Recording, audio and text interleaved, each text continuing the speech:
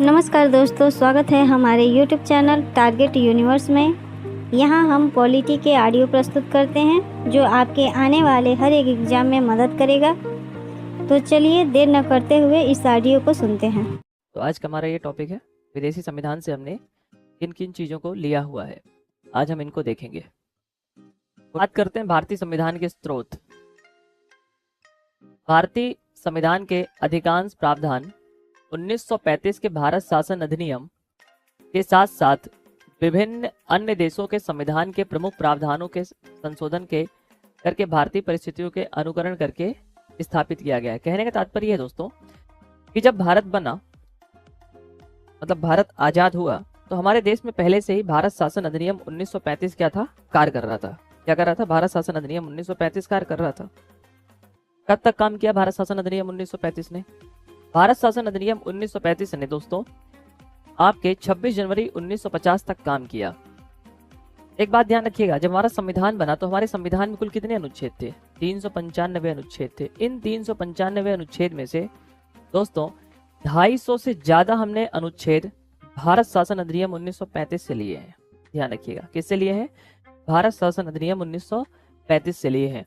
जो दोस्तों हमारा संविधान बना था, उस संविधान में लगभग 395 अनुच्छेदों में से हमने 200 से ज्यादा अनुच्छेद कहां से लिए हैं? भारत शासन अधिनियम 1935 से लिए हैं। अब हम बात कर रहे हैं कि हमने क्या क्या किन किन देशों से लिया हुआ है। देखिए, भारत शासन अधिनियम 1935 से क्या लिया है? भारतीय संविधान में जो संघीय योजनाएं हैं उनको ली है। सीएजी, आपातकालीन प्रावधान, लोक सेवा आयोग, राज्यपाल का कार्यकाल, न्यायपालिका और प्रशासनिक विवरण। ध्यान रखिएगा दोस्तों। आप करते हैं दोस्तों अमेरिकी संविधान से क्या क्या लिया है। यहाँ से प्रश्न आपके एग्जाम में हमेशा लगातार क्या होंगे? बनते रहेंगे। देखिए, जैसे दोस्तों हमने अमेरिकी संविधान से प्रस्तावना लिया है।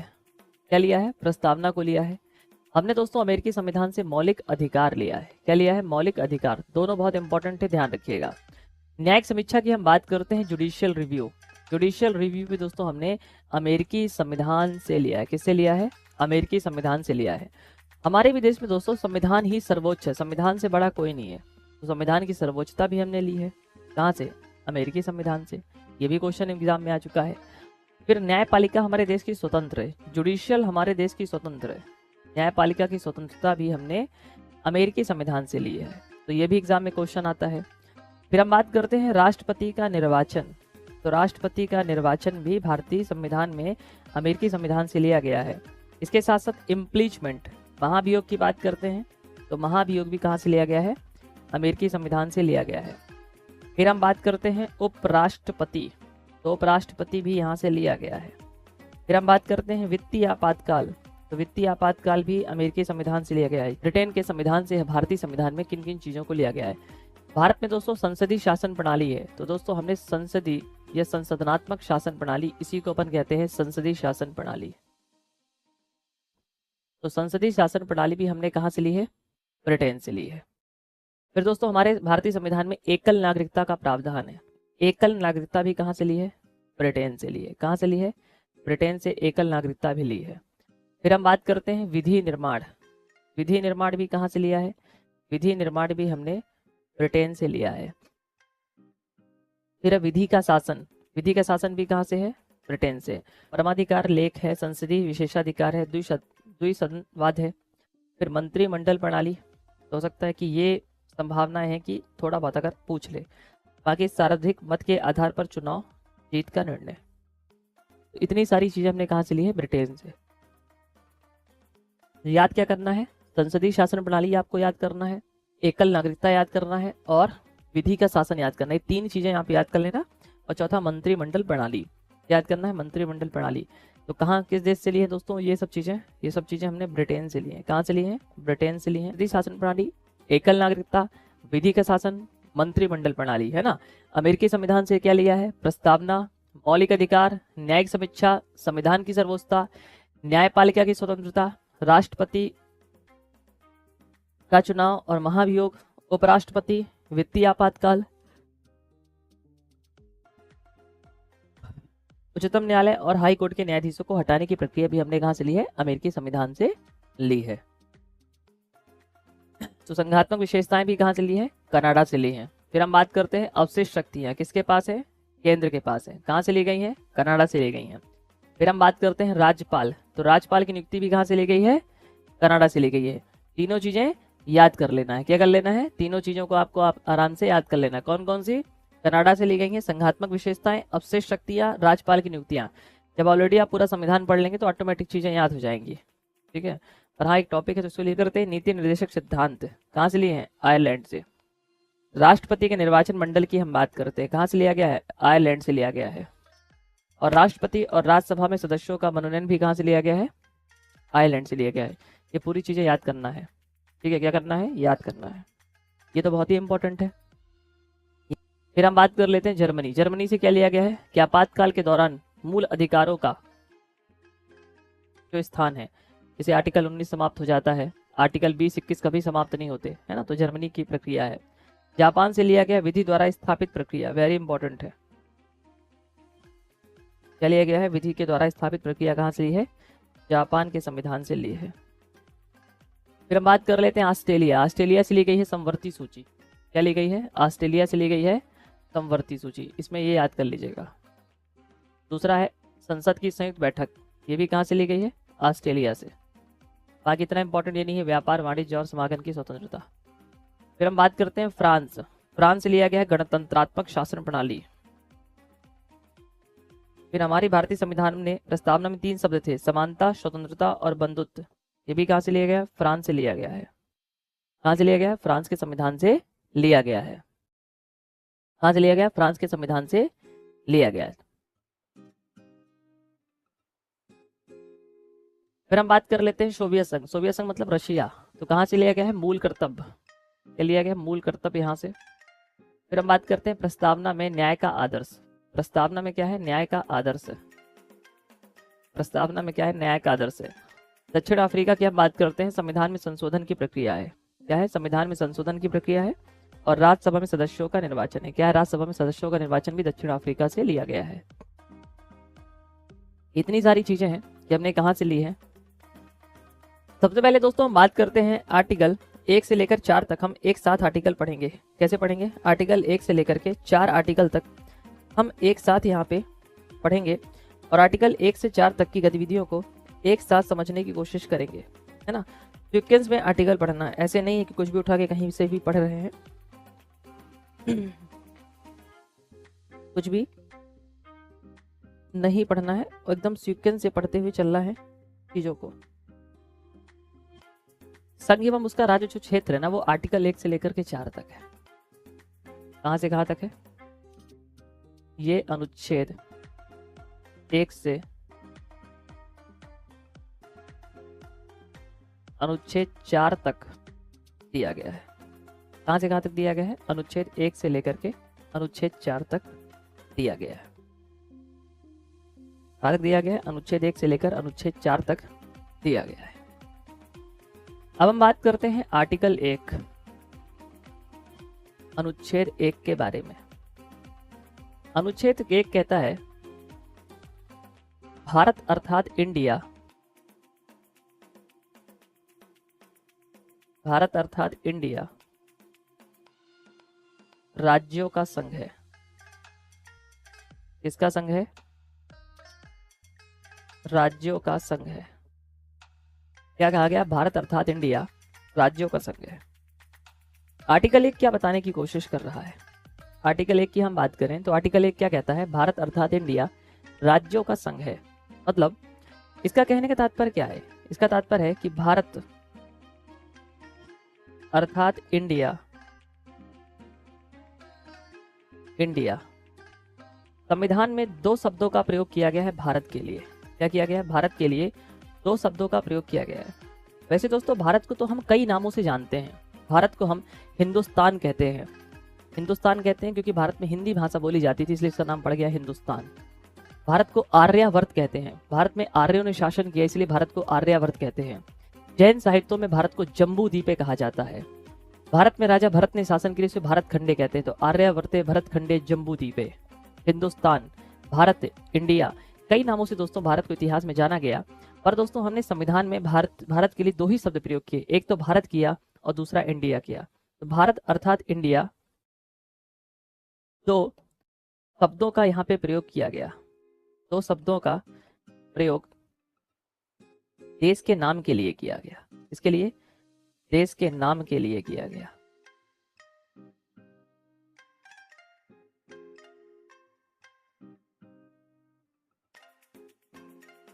तो भारत के लिए दोस्तों हमने बहुत सारे नाम प्राचीन इतिहास में रखे, परंतु भारतीय संविधान में भारत अर्थात इंडिया के लिए क्या किया गया, दो ही शब्द प्रयोग किया गया। एक भारत किया गया और दूसरा इंडिया किया गया। एक भारत किया गया और एक इंडिया किया गया। तो कभी आपसे पूछे कि भारतीय संविधान में भारत के कितने नाम है, दो ही नाम है, एक भारत स्वयं और दूसरा इंडिया। दूसरा आर्टिकल 1 दोस्तों भारतीय संविधान के भारतीय राज्य की स्थिति को बताता है कि भारत अर्थात इंडिया राज्यों का संघ है।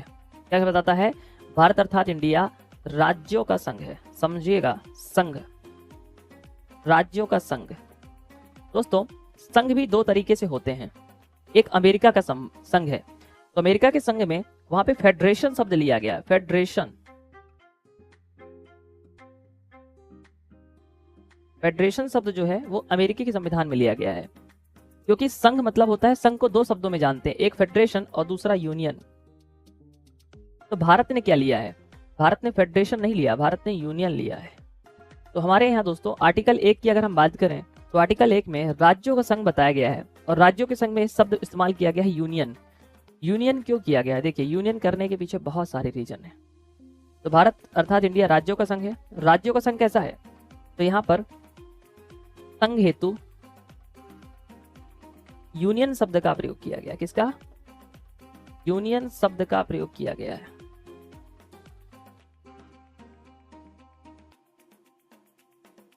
कभी आपसे पूछ ले कि आर्टिकल 1 को डिफाइन किसने किया था संविधान सभा में, तो एक ही व्यक्ति थे जिनका नाम था डॉक्टर भीमराव अम्बेडकर। डॉक्टर भीमराव अम्बेडकर ने बताया कि भारत कैसा होगा। डॉक्टर भीमराव अम्बेडकर ने कहा कि भारत अर्थात इंडिया राज्यों का संघ है। हमारे राज्य कैसे होंगे, तो भारत विनाशी राज्यों का विनाशी संघ है। भारत विनाशी राज्यों का, विनाशी राज्यों का, विनाशी राज्यों का अविनाशी संघ है। भारत विनाशी राज्यों का अविनाशी संघ है। सर ये सब समझ में नहीं आया, ये लाइन क्या है?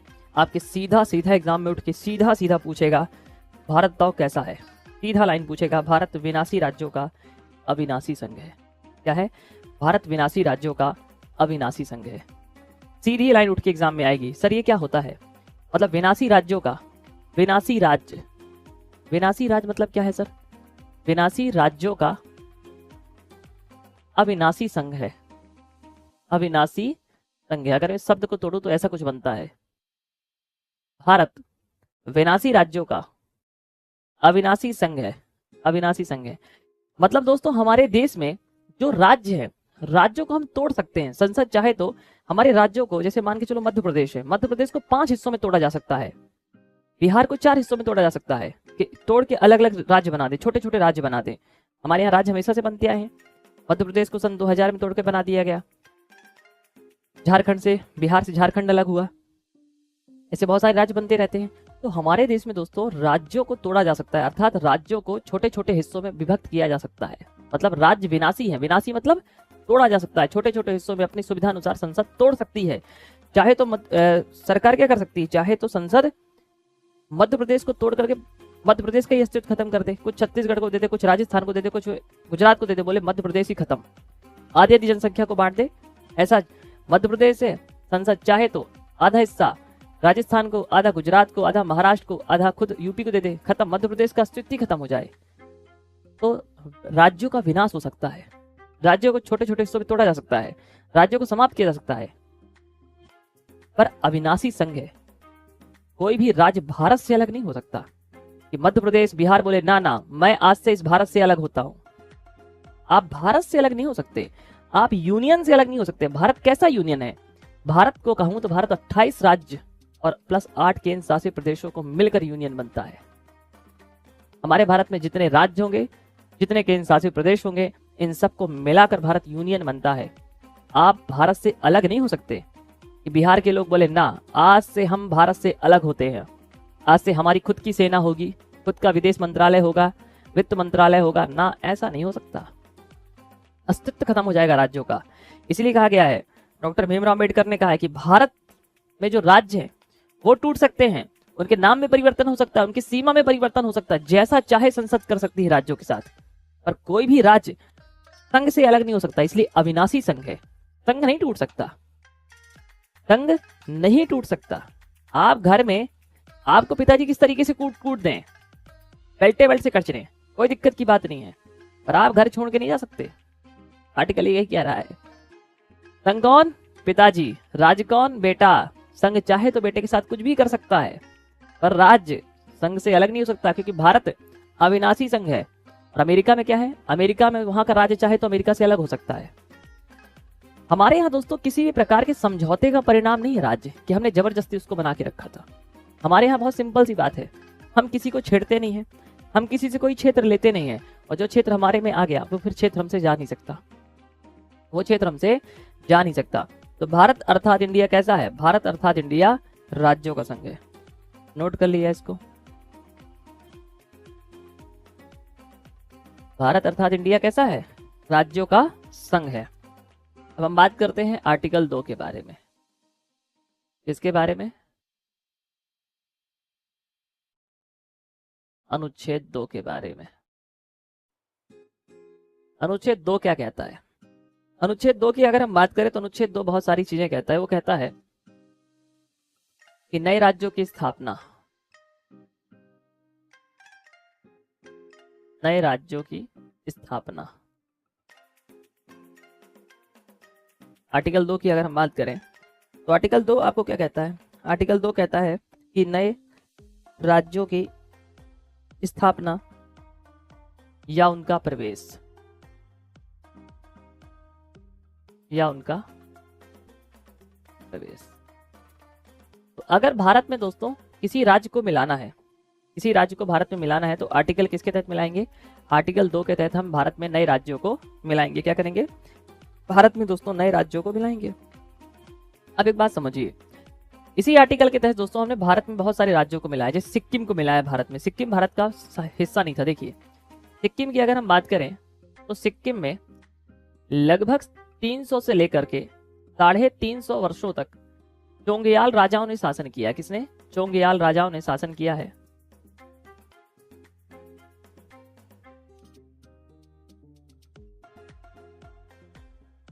किसने शासन किया है? चोंगयाल राजाओं ने शासन किया है।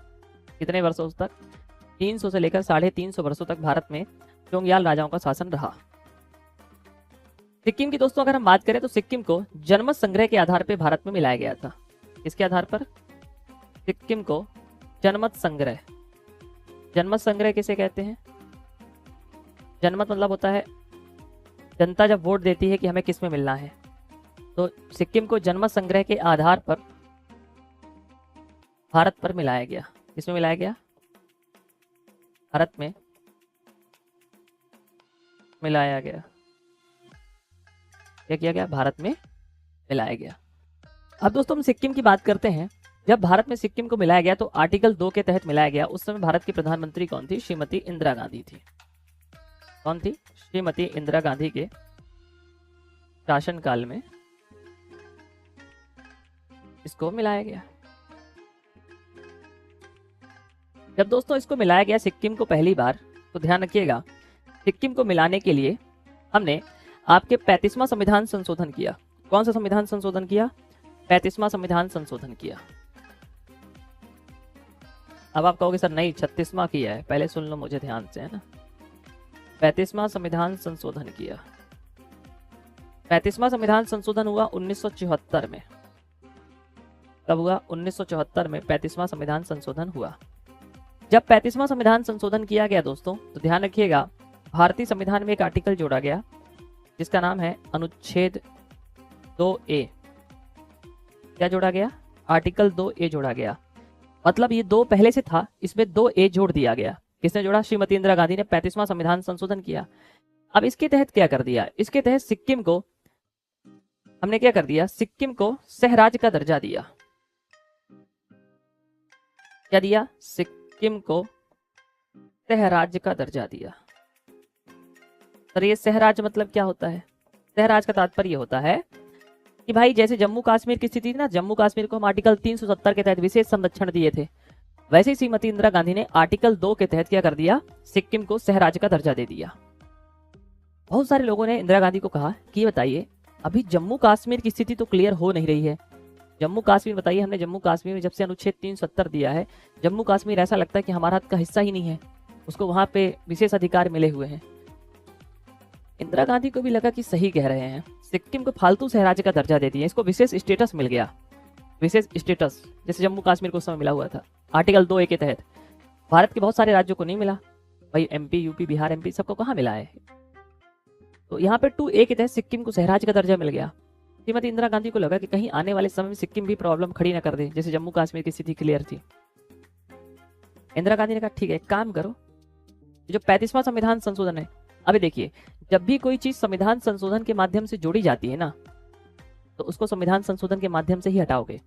35वें संविधान संशोधन 1974 के माध्यम से श्रीमती इंदिरा गांधी ने आर्टिकल 2A जोड़ दिया, जिसके तहत सिक्किम को सहराज का दर्जा दे दिया, विशेष स्टेटस दे दिया सिक्किम को। अब श्रीमती इंदिरा गांधी को लगा कि यार ये गलत कर दिए, देना ही नहीं चाहिए था, पूरा मिला लेने थे, पूरा जैसे सभी राज्यों को मिलाए वैसे। अब इसको अगर चेंज करना है तो फिर से संविधान संशोधन करना पड़ेगा। जी सर, तो इसलिए आप पढ़ते हो 36वां संविधान संशोधन, 36वां संविधान संशोधन हुआ। क्या हुआ? 36वां संविधान संशोधन हुआ, और ये हुआ 1975 में। कब हुआ? 1975 में, जिसके तहत सिक्किम को राज्य का दर्जा प्रदान किया गया, सिक्किम को भारत में मिलाया गया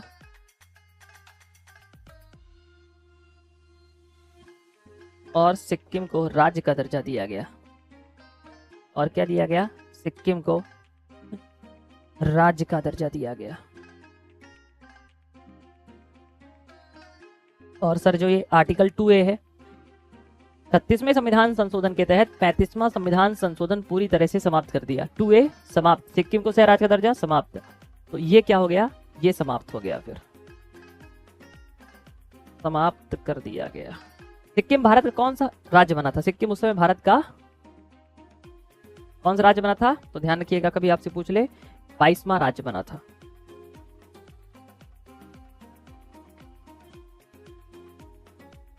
सिक्किम भारत का 22वां राज्य बना था जब उस समय मिलाया गया था। जब उस समय मिलाया गया तो कौन सा राज्य बना था? 22वां राज्य बना था।